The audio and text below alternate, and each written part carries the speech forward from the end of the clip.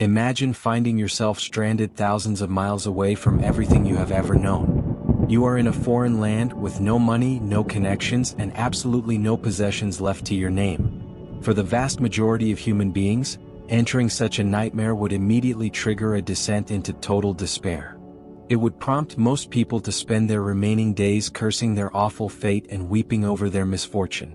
But for a man named Zeno, who hailed from the island of Cyprus, this exact catastrophe did not mark the end of his life. Instead, it became the very soil that nurtured his life's greatest work, creating a philosophical legacy that would echo across millennia. Zeno was once a highly prosperous merchant, accustomed to luxury and the predictable comfort of successful trade. However, the fragile nature of human security became painfully clear when his ship violently wrecked near the coast of Athens around 300 BCE. He watched his entire livelihood sink into the dark abyss of the sea. With nothing left but the clothes on his back, and having no immediate business left to conduct, he began to wander aimlessly through the bustling streets of Athens. His feet eventually led him into a small, quiet bookshop. Seeking a temporary distraction from his grim reality, he began reading about the life and trials of Socrates. Intrigued by the profound wisdom on those pages, Zeno felt a sudden spark ignite within his soul. He immediately sought out the most noted philosophers of the city, dedicating himself to studying their ways of understanding reality. As Zeno grew from a student into a master, he began educating his own followers. He originated a unique school of thought that would soon be known across the ancient world as Stoicism. Its foundational teachings centered on the cultivation of virtue, radical tolerance, and absolute self-control. For generations, these ideas have quietly inspired thinkers, artists, and global leaders through their darkest hours. Interestingly, the name Stoicism does not derive from a complex metaphysical concept, but from a physical place. It comes from the Stoa Poikile, a beautifully decorated public colonnade in the heart of Athens where Zeno and his disciples gathered daily to engage in open, calm discussion. Today, in our modern daily conversations, we colloquially use the word Stoic to describe someone who remains remarkably calm under immense pressure. We think of an individual who consciously avoids emotional extremes, standing like a rock amidst a chaotic storm. While this modern definition successfully captures a vital aspect of the philosophy, the original ancient framework was infinitely deeper than just a tough attitude or an emotional shield. The ancient Stoics looked at the vast cosmos and believed that everything around us operates according to a beautiful, interconnected web of cause and effect. This hidden order results in a highly rational structure of the universe, a universal intelligence that they called the Logos. The Stoics argued that while we may never have complete control over the external events that affect our physical lives, we maintain absolute, undeniable control over how we choose to approach those events internally.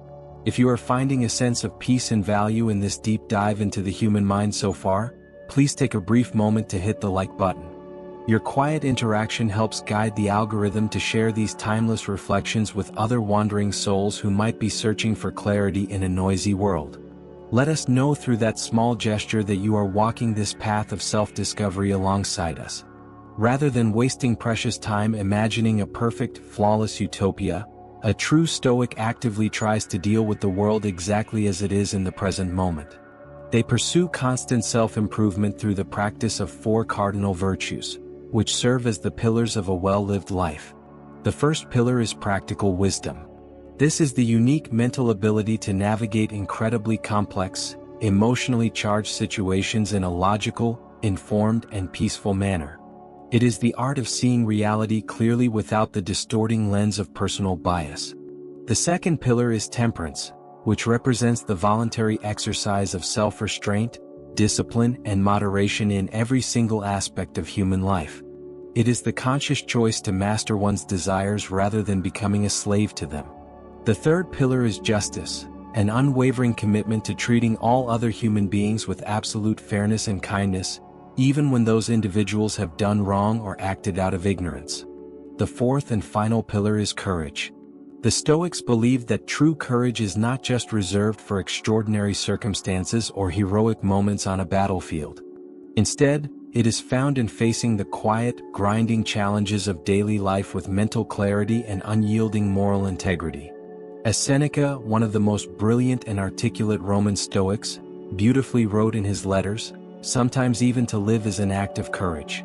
Yet, despite this heavy focus on personal improvement and individual discipline, Stoicism is absolutely not a selfish or self-centered philosophy.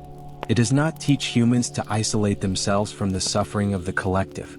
During a historical era when brutal Roman laws viewed slaves as mere financial property, Seneca boldly stood up to call for their humane treatment. He continually stressed that regardless of social status, we all share the exact same fundamental humanity and breathe the same air. Furthermore, Stoicism does not encourage a state of passive resignation or lazy indifference toward worldly affairs. The core idea is that only people who have successfully cultivated virtue and deep self-control within themselves possess the clarity necessary to bring positive, lasting change to the lives of others. You must first master your own internal kingdom before you can effectively assist in healing the external world. Perhaps the most famous example of this active, duty-bound philosophy can be found in the life of one of Rome's greatest emperors. Over the course of his challenging 19-year reign, Stoicism gave Marcus Aurelius the profound mental resolve needed to lead a crumbling empire through two major, devastating wars. Simultaneously, it comforted him as he dealt with the agonizing personal loss of many of his young children. During his lonely nights in military camps, he wrote his private thoughts in a journal, never intending for them to be published. Centuries later, those intimate journals, now known as the Meditations, would travel across oceans and time to guide and comfort Nelson Mandela during his 27 brutal years of imprisonment in South Africa. Throughout his monumental struggle against the deep injustices of apartheid, Mandela drew immense strength from the words of the Roman emperor. After his miraculous release and eventual political victory, Mandela did not call for anger or retribution. Instead, he consistently stressed the vital importance of peace, forgiveness, and national reconciliation. He lived the ultimate Stoic truth, believing that while the horrific injustices of the painful past could never be altered by tears or rage, his people could choose to confront those memories in the present with dignity, seeking to build a significantly better, more just future for generations to come. As a formal, organized institution, the active school of Stoicism eventually faded away after several centuries of dominance in Greece and Rome. However, its quiet, powerful influence never truly disappeared from human history. It has continued to shape the modern world from behind the scenes.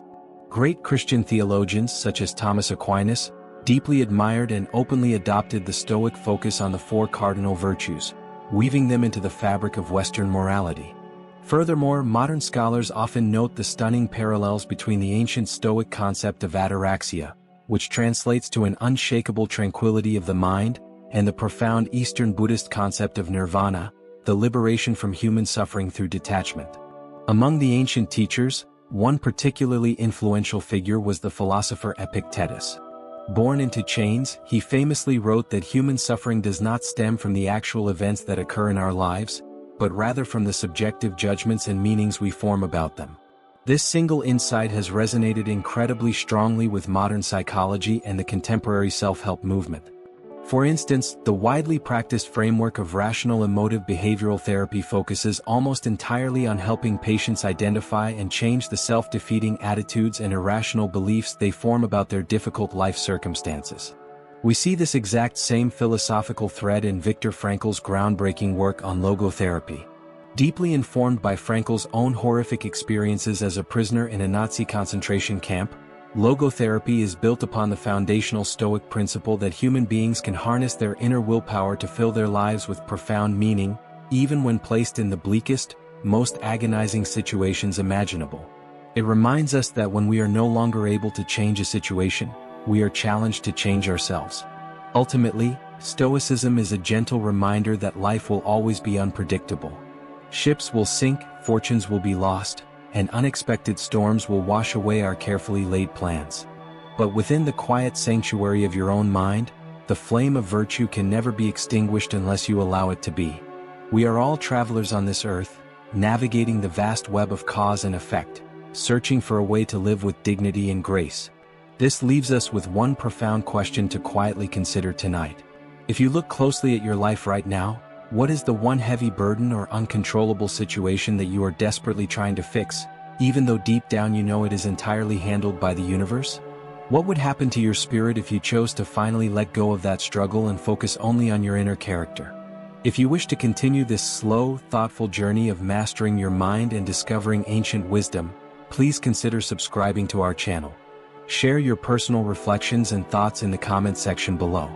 Let us create a quiet space of discussion here, much like the ancient porch where Zeno once stood.